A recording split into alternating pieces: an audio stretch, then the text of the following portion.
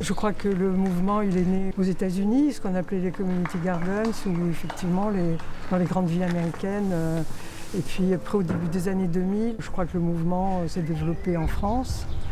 Alors ici, le jardin, vous êtes au Clos des Blancs-Manteaux. En 2012, c'est devenu à l'initiative de l'Association des jardiniers du 4e, et en particulier de Francesca Dondolo, qui est l'actuelle présidente toujours de l'association, la création d'un jardin partagé. Alors bon, jardin, évidemment c'est un rapport à la terre, et partagé, voilà, on partage des choses avec ceux qui s'en occupent ensemble.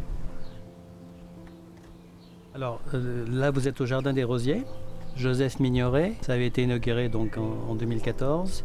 Je suis là depuis la création de ce jardin et je suis un des jardiniers.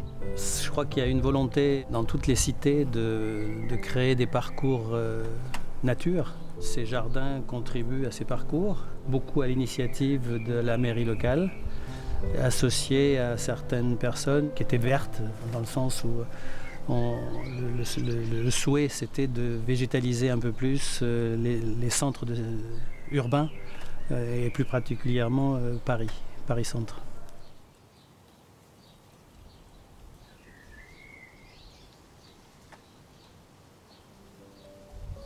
Chacun s'investit plus ou moins en fonction de son emploi du temps. Il y en a beaucoup qui travaillent. Moi, je suis assez libre de mon emploi du temps. Il y a un rendez-vous un peu incontournable le samedi matin.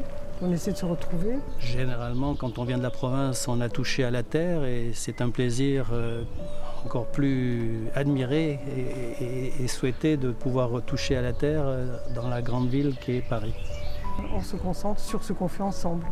C'est ça le partage, quoi. Après, ça se passe par affinité. Il y en a qui se voient en dehors, il y en a qui ne se voient pas en dehors, il y en a qui partagent d'autres choses.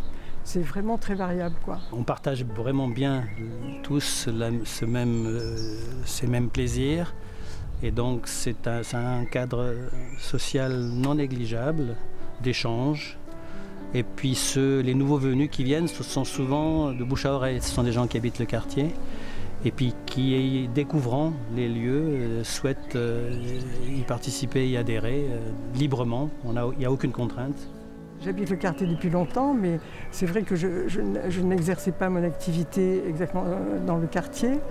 Ce qui fait que, par exemple, ça m'arrive de croiser dans la rue des gens que je connais du jardin. Ce qui ne m'arrivait pas tellement souvent avant, de croiser des gens, à part quelques voisins, mais on sait bien qu'à Paris, on entretient très peu de rapports avec ses voisins. J'ai connu des gens que je n'aurais pas rencontrés dans mon travail, que je n'aurais pas rencontrés dans mes activités.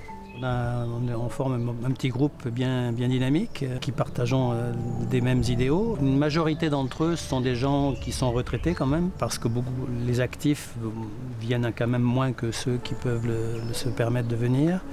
Mais par contre, chaque année, on assiste à des renouvellements, c'est-à-dire que vous avez de nouvelles personnes qui adhèrent, qui découvrent, qui participent. Même s'ils participent 2, 3, 4 mois, c'est un plaisir. Mais chaque année, il y a des petits renouvellements qui se font et ça se passe très bien.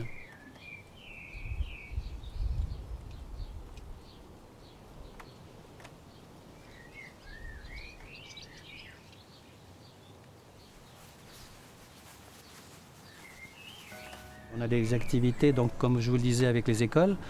Pas plus tard d'ailleurs que demain, il y a une école de la place des Vosges. C'est une petite classe. Ils étaient déjà venus l'année dernière, donc on leur a confié il y a 2-3 semaines des petits pots, des petites graines, que vous pouvez voir sur cette table-là, et qui ont commencé à mûrir, à germer dans les écoles depuis 2-3 semaines. Et puis demain, il est prévu qu'ils viennent et puis accompagnés de leurs parents. Il y aura beaucoup de parents aussi qui souhaitent participer à cela, et donc avec plaisir on va les recevoir et chacun pourra planter son petit pot avec ses petites graines qui a germé. Et puis ils auront l'occasion, comme ils habitent le quartier, on a pu le voir l'année dernière, ils reviennent après avec leurs parents pour voir comment évolue la plante, et c'est un plaisir partagé. On a fait aussi à l'entrée du jardin, on a décidé que ce lieu était aussi l'occasion d'informer les gens qui viennent sur l'importance des sols, d'entretenir les sols, l'importance de la biodiversité, l'importance de composter. La biodiversité, c'est aussi le sous-sol, pas simplement ce qu'on voit dans le jardin. Donc c'est toute la partie souterraine. Et on a un compost aussi qui est important. On a 50 familles qui sont adhérentes, qui viennent là. Et ce qui est remarquable et très surprenant, c'est que beaucoup sont des très jeunes. Donc il y a une prise de conscience énorme.